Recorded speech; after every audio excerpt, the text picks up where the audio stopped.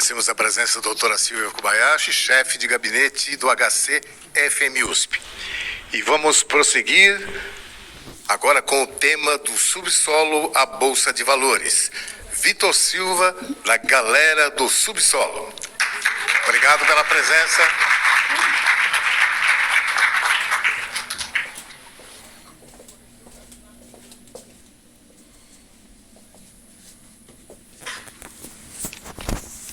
Oi, pessoal, bom dia.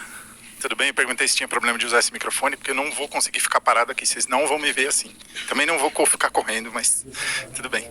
Bom, primeiro uma honra, literalmente uma honra ver esse tema ser abordado assim, ver toda essa estruturação que foi apresentada aqui e como sim todo esse complexo pode ser uma vitrine e uma boa vitrine, porque às vezes a vitrine não é boa, né? Então como esse complexo pode ser uma boa vitrine aqui para o setor de hospitais aí no Brasil como um todo, né? Eu já falei com alguns colegas aqui, estava vendo alguns volumes de resíduos, que nem a doutora mostrou aqui, é super fácil, gente, de lidar com essas coisas. Se vocês soubessem, super tranquilo lá na ponta de lidar com tudo isso, com todo esse volume. Só que não, né? Então vamos lá. Hoje a minha ideia é trazer para vocês aqui assuntos que são assuntos que são mais práticos, ou contar algumas histórias, alguns cases, algumas coisas de aplicação. E a gente tem aqui uma jornada, por isso que eu brinco, né? O nome aqui da apresentação é do subsolo à Bolsa de Valores. E aí a gente já vai entender o porquê disso, e é uma jornada, né? Quando a gente sai. Primeiro, vamos lá, vamos entender por que subsolo. Porque todas essas ações práticas, ações operacionais, muitas vezes, ou na grande maioria das vezes, acontece no subsolo. Existe algum depósito de resíduos, por exemplo, em um lugar nobre do hospital? Não, porque essa não é a natureza de resíduos, né? Então, essa é a brincadeira com o subsolo. Isso tem a ver com a minha carreira também, porque eu passei 20 anos da minha vida no subsolo, sem janela, né? Mas entendendo o valor que o subsolo pode gerar para as instituições como um todo. Então eu vou contar algumas histórias para vocês. A ideia não é a gente ficar no âmbito conceitual das coisas, tudo bem?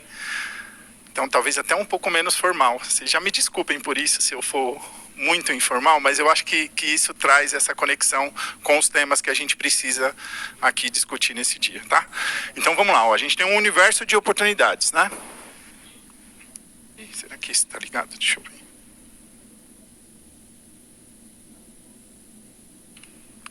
Agora sim.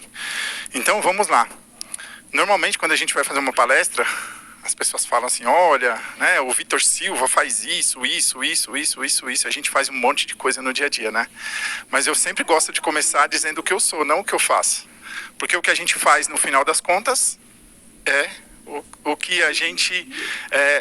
Eu vou tentar resumir um pouco essa conversa. É o seguinte, sustentabilidade tem a ver com esses lindões aí que são a minha família, né? Se eu não fazer isso da maneira adequada hoje, então além de fazer, eu também tenho que ser isso. E é por eles que a gente faz esse tipo de trabalho. Tem uma questão de sentimento aqui com isso também, eu consigo fazer essa conexão muito bem, né?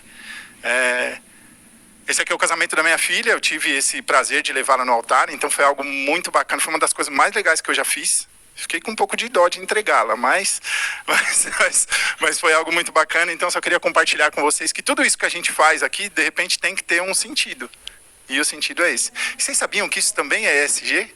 Quando você faz pela sua família, isso também é social, também é ESG.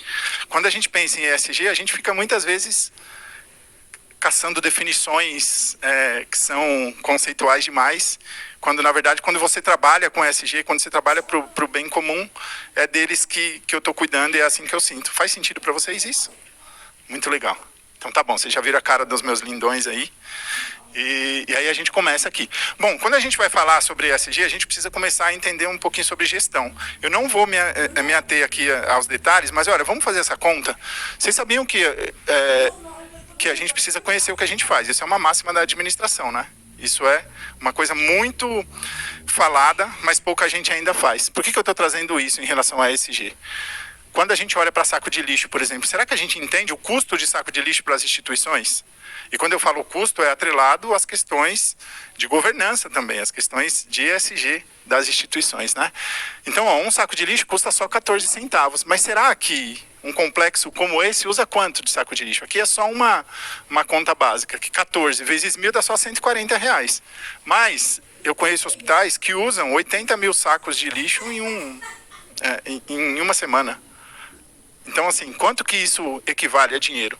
Né? E quanto a gente está disposto a controlar, por exemplo, esse tipo de gasto? Quanto nós gestores, principalmente, conhecemos esses gastos para controlá-los e trazer isso para o âmbito da governança na questão de ESG? Eu falei que eu não ia ser muito formal, né? Então, eu tenho algumas imagens assim, tá? Vocês podem ficar tranquilos aqui. E a gente continua na nossa jornada aqui. A gente, né, ainda está lá no subsolo, falando um pouco. A gente tem muitos desafios, por exemplo, nos processos de limpeza. Então, limpeza, eu sei que vocês têm um serviço, uma instituição grande como essa deve ter um serviço super complexo em relação à gestão dos serviços de limpeza, mas é algo que a gente sempre precisa olhar e entender. Só uma coisa que eu não comentei, vocês vão ver que esse planetinha, ele aparece aqui como um símbolo de ESG, e ele está em todas as discussões que a gente fizer. Sabe por quê? De novo, eu vou só trazer mais uma definição. ESG é tudo. Essa é a melhor definição que eu conheço, porque assim, tudo que você faz está interligado. A gente pode procurar as definições acadêmicas, mas ESG é tudo, é a família, é isso aqui. No nosso caso aqui é a limpeza, então a gente precisa controlar o saco de lixo, mas a gente precisa estar de olho na limpeza. Eu estava falando que eu estou fazendo um trabalho em redes sociais agora, e que, acreditem vocês, as postagens que têm mais engajamento são as postagens de banheiro sujo. Por quê? Porque isso incomoda todo mundo. A gente põe a nossa foto lá todo bonito, assim, todo arrumado, mas não dá nada. Quando você põe um banheiro sujo e traz uma discussão relevante com aquilo, você consegue trazer. E aí não estou falando isso de maneira pejorativa. Um banheiro sujo pode gerar uma discussão. Esse caso dessa postagem específica que eu estou falando é uma discussão sobre quanto o usuário também é responsável pela limpeza. Não só a equipe de limpeza. O quanto entre as limpezas o usuário também pode ser responsável. Então, são discussões que são mais técnicas e eu disse que não ia fazer isso aqui hoje. Quando a gente fala dos processos de limpeza, por exemplo, a gente tem que ter, sim, aqui uma gestão, como o pessoal está fazendo ali no cockpit, que tem que ser ajustada para a gente ter giro de leito, para a gente ter eficiência e também para a gente economizar recursos, além das tecnologias que a gente precisa colocar para a limpeza. Por exemplo, esse é um dos trabalhos que eu estou fazendo hoje, então eu tive muito tempo dentro de hospitais. E agora eu estou fazendo alguns trabalhos de consultoria para esse fim. Esse é um dos trabalhos que eu fiz hoje, mas eu fui o cliente dessa tecnologia. E eu sei que vocês usam aqui em algum instituto, né, Vânia? Tem algum... eu fui o cliente dessa tecnologia. Hoje eu faço a parte de consultoria técnica, então eu vou lá e ajudo os hospitais a implementarem. É uma tecnologia de indução eletrostática de desinfetante hospitalar, que elimina uma quantidade enorme de uso de água nos processos de limpeza, de maneira segura e eficiente. Então aqui é só uma pincelada nesses temas, para vocês entenderem que tudo isso a gente vai conectando. E, gente, de novo, vamos lembrar, tudo isso acontece lá no subsolo, com a galera de operações. É nesse sentido que a gente que eu venho trazendo aqui essas informações, tá? A gente também tem um desafio enorme com gestão de enxoval, ou não, o enxoval também é super fácil de cuidar, não é? E quanto o enxoval está ligado às questões de sustentabilidade? Quanto a gente pode falar isso? Paty, o que você me diz? Tem um monte, a gente está dizendo aqui que a gente tem aqui um desafio enorme com isso, e a gente precisa tomar bastante cuidado também com essas práticas, para que a gente possa gerar valor lá no subsolo. Então a gente tem que ter, a tecnologia RFID, ela rompeu aí uma parte do mercado, mas ela ainda precisa evoluir um pouco mais para a gente ter o controle sobre isso, uma gestão eficiente e os SLAs também, que são importantes. Vocês sabem o que é essa foto? Alguém consegue ter uma ideia? Nessa primeira foto aqui, aqui a gente está dizendo, essa aqui é a maior lavanderia do mundo, que fica na Índia. É algo bem complexo, é bem interessante de entender. Tem alguns vídeos no YouTube sobre isso. E essa daqui é a área hospitalar dessa lavanderia. É aqui que eles fazem a higienização do enxoval hospitalar. E isso não é isso é uma verdade, tá, gente? É assim que funcionam as coisas lá. Então eles colocam o enxoval hospitalar num barril aqui, colocam fogo e eleva a temperatura e faz a higienização da roupa. Faz, né? A gente sabe que faz. Mas é a realidade que eles têm. De novo, quando a gente fala de gestão, a gente tem que fazer tudo isso que a gente viu aqui agora e ainda cuidar de todo o resto. Então sempre a gente tem que estar trocando a roda do carro com ele andando. Alguém se sente assim aqui ou não?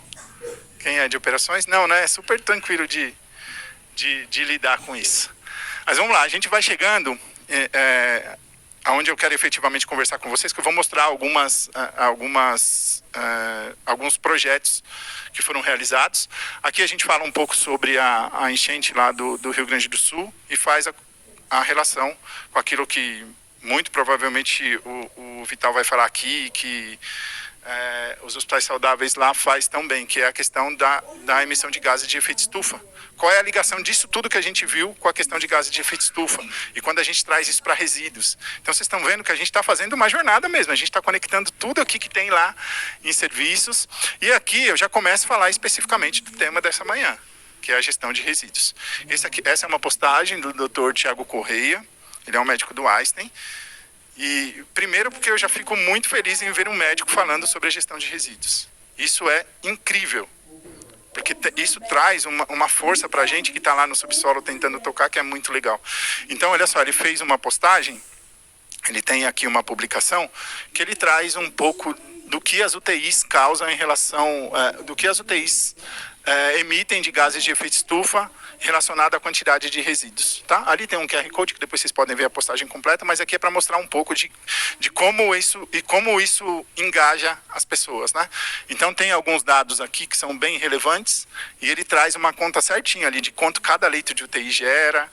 Claro que são números que podem ter alguma divergência na prática ou para alguns tipos, mas ele trouxe acho que um estudo interessante que nos faz entender um pouquinho sobre como os resíduos trazem aí um impacto em relação à emissão de gás de efeito estufa e aquecimento global. Tudo bem? Vocês estão conseguindo conectar? Vocês viram que a gente já passou por um monte de informações? E agora a gente começa assim a entrar na questão aqui na gestão de resíduos. A questão específica da gestão de resíduos, eu vou falar com vocês um pouquinho dos projetos e das coisas que eu consegui implementar enquanto eu estava atuando especificamente na área de operações, e agora o que eu tenho feito também e que pode trazer alguns insights. Espero que essa que é a minha intenção, trazer alguns insights. Lembrando que cada instituição é uma instituição, até aqui dentro os institutos eles devem ter uma diferença que são específicas, eu não conheço muito bem, mas eu sei que deve ter particularidade. Então, muitas vezes um projeto que não serve para um, talvez sirva para outro, mas o mais importante é a gente não desistir de fazer os projetos. É a gente tentar conectá-los aqui de maneira seguinte, ou de maneira que causem valor, né? Então, quando a gente fala de resíduos dentro das instituições, agora a gente vai realmente aqui falar intrinsecamente de dentro das instituições. Quando a gente fala de resíduos, a primeira coisa que a gente precisa fazer é desmistificar o tema. Tá? Essa imagem mostra que a gente, toda hora quando vai falar de resíduos, tem que mostrar que o nariz do porco não é tomada. Então você tem que desmistificar o tema para que ele gere algum valor.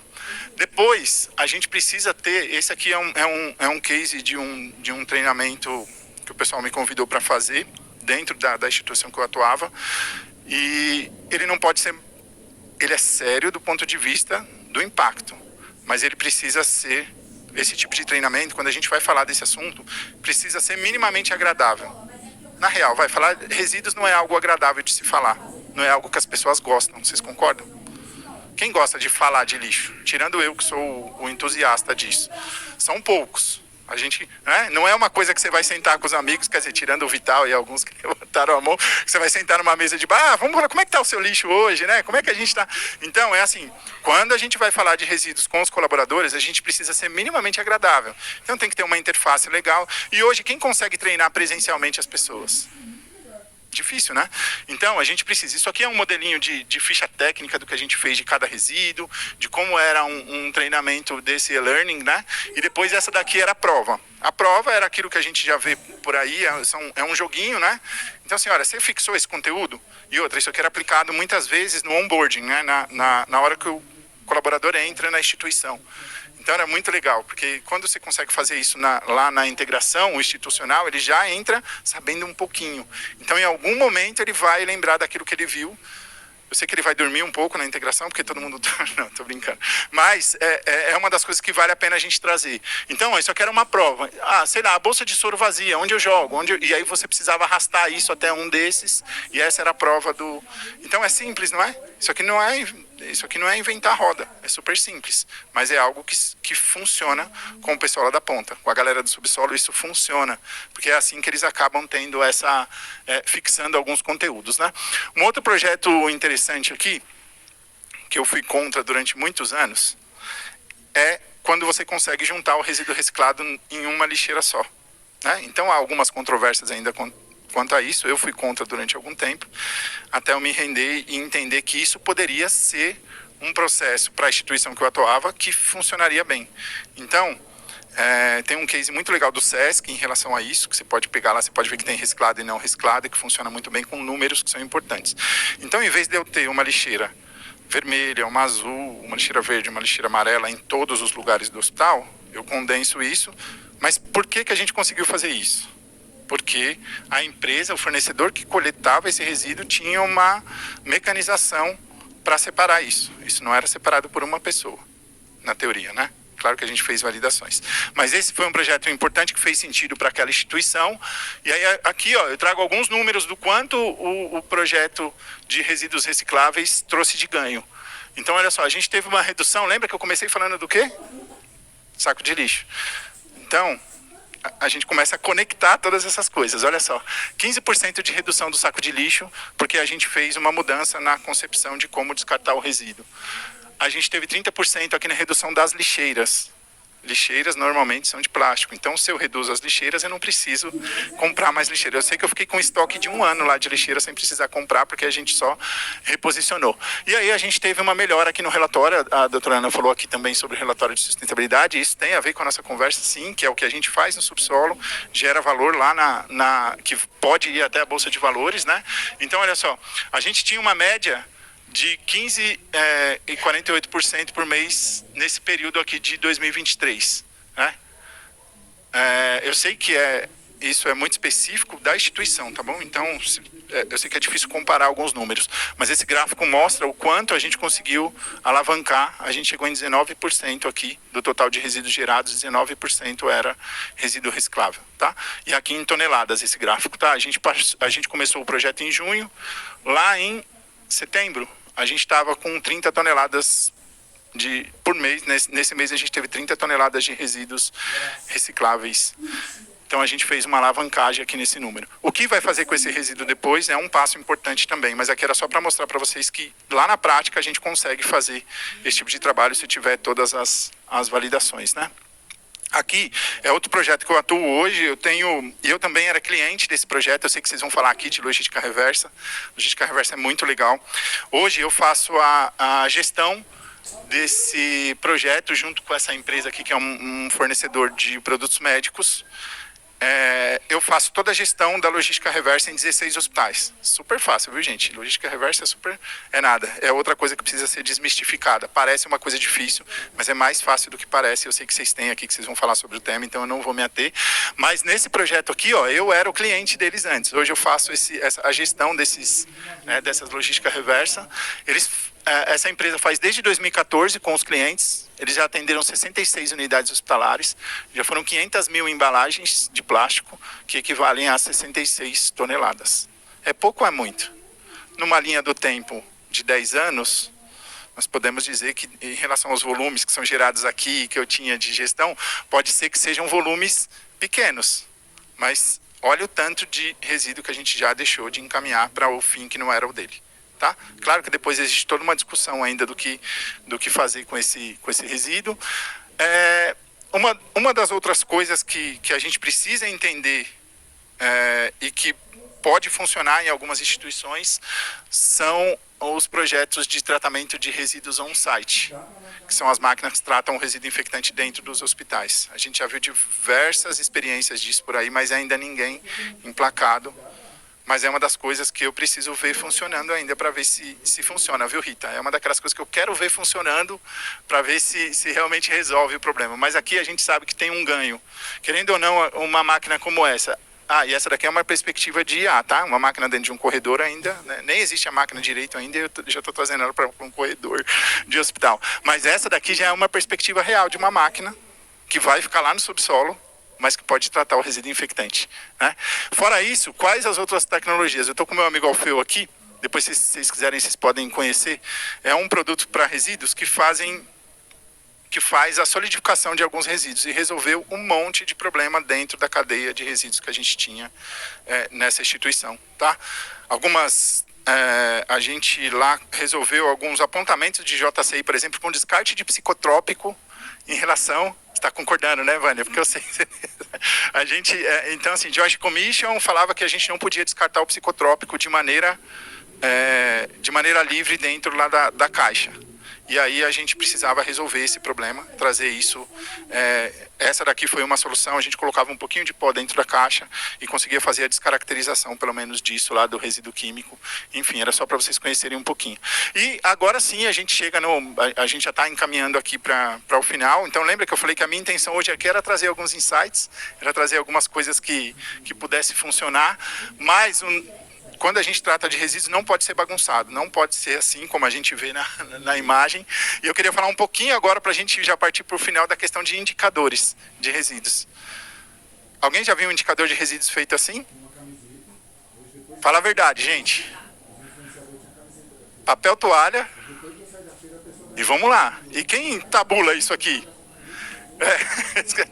Difícil, né, Vânia? Então é assim, é um pouco da questão real, da questão lá da ponta, mas a galera do subsolo muitas vezes foi ensinada que assim tá bom, ele anota de qualquer jeito, ele pesa o resíduo, ele anota de qualquer jeito e ele entrega isso para alguém, né? Então esse daqui, gente, por incrível que pareça, vocês podem achar que não, mas eu garanto que essa é uma foto real, tá bom? Não é uma foto forjada para esse fim, ela é uma foto real. Como é que você vai medir hoje? Se você hoje precisa gerar valor com resíduo, dizer o que você faz, como é que você vai medir hoje resíduo dessa maneira? Não dá mais, né? Então uma das coisas que a gente precisa desmistificar é a questão dos indicadores, de como a gente faz a medição. E ok, dá para fazer uma planilha de resíduos? Dá. Mas olha só, qual é o caminho? Isso aqui passa para uma planilha diária, onde você precisa ficar fazendo fórmula ali de Excel, ó.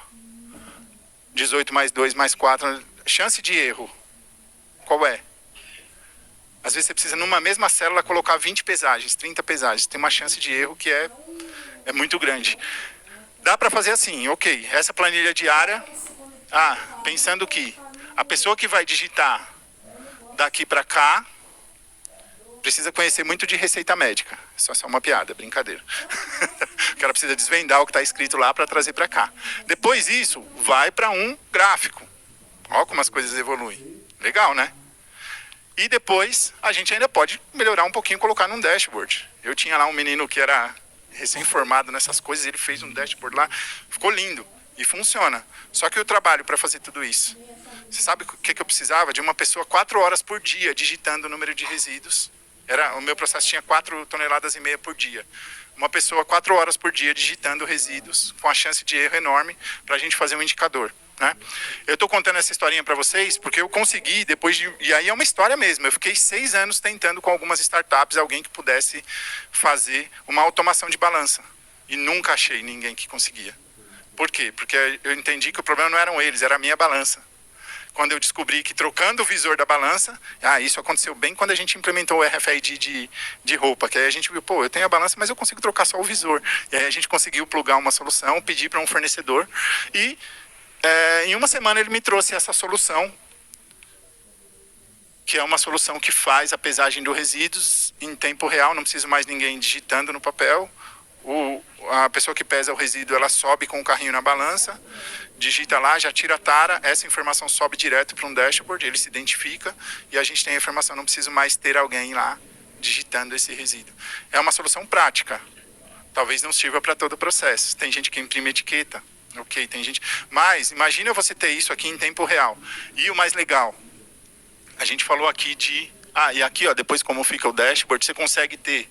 Aqui as informações estão embaçadas porque elas não são tão importantes, mas é importante vocês saberem o que faz. Mas a gente tem linha por linha de pesagem, você consegue fazer rastreamento disso, da onde esse resíduo veio, como ele foi pesado, quem pesou, como isso subiu para a plataforma de informação. É algo muito bacana, tá bom? E que resolve um problemão dessa galera do subsolo que está lá digitando isso toda hora, né? É simples, né? mas resolve.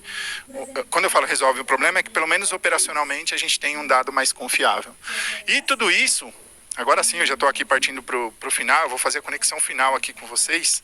Tudo isso vai se interferir lá nas bolsas de valores, né? Tudo que a gente fez nessa jornada aqui vai gerar valor para a gente lá. Quando eu falo bolsa de valor, eu não estou falando especificamente das ações de companhia. Tá? Por exemplo, numa instituição aqui, como o HC, o quanto isso pode gerar de valor para as certificações, para as prestações de conta, né? Vou contar uma história bem rápida. A gente começou a fazer relatório de sustentabilidade. Relatório de sustentabilidade, a empresa que eu estava era listada, o hospital era listado na bolsa. Então, assim, nada mais justo do que eu entregar um dado fidedigno. Como é que eu vou entregar um dado daquele lá, do papel de pão, para um investidor, do papel de toalha? Vocês concordam que é algo muito difícil? E aí, para a gente fazer o relatório de sustentabilidade, a gente foi auditado, teve uma auditoria de terceira parte, e aí a hora que eu abri o sistema e mostrei para o auditor, ele falou, cara, eu nunca vi esse tipo de aferição de dado e de maneira confiável, e ele falou, olha, isso aqui é algo muito legal. E ele começou a indicar isso para os outros clientes que ele faziam, porque realmente assim, a medição desses dados, né, como a gente vai aferir esses dados, como a gente fazia manualmente para que a gente começou a fazer de maneira operacional, mudou bastante, tá? Então só isso, então tinha uma margem assim bem difícil eu nem vou falar qual era a margem aqui para vocês, mas mudou bastante da maneira antiga, os números mudaram muito e a gente começou a ter uma ideia mais real daquilo que parece. Tudo isso gera valor, tudo isso para um hospital que está listado na Bolsa de Valores, precisa sim entregar o relatório de sustentabilidade para que o investidor possa, né? Então, por isso que essa é a minha provocação lá do subsolo, a Bolsa de Valores. Eu vou aqui sequestrar uma frase do Vital, que eu já ouvi ele acho que umas 400 vezes falando. Mas, Vital, me permita, é coisa legal. Vocês viram que eu pedi permissão primeiro. Mas é assim, ó, quando a gente fala de sustentabilidade dentro de hospitais, a gente não vê energia e água, por exemplo, no nosso dia a dia, mas o resíduo se tropeça nele, né? Por isso que ele é tão assim... Quando eu falo tropeça, é porque o resíduo ele é material. A energia está lá nos fios, você está usando, né? A água está... Mas quando o resíduo, você tropeça nele. Então a gente tem que ter instrução para lidar, a gente tem que ter projetos, a gente tem que ter processo. Imagina um monte dessas coisinhas que eu mostrei juntas. Já começa a formar uma base forte de gestão de resíduos. E a galera do subsolo, como eu disse aqui, não é pejorativo, e é assim, inclusive, que eu me identifico lá nas redes sociais. Deixa eu só ver aqui, que eu acho que a gente já... usando ele ao contrário, tá? Só pra gente finalizar aqui. Olha, eu consegui falar em meia hora, hein? Isso pra mim é incrível.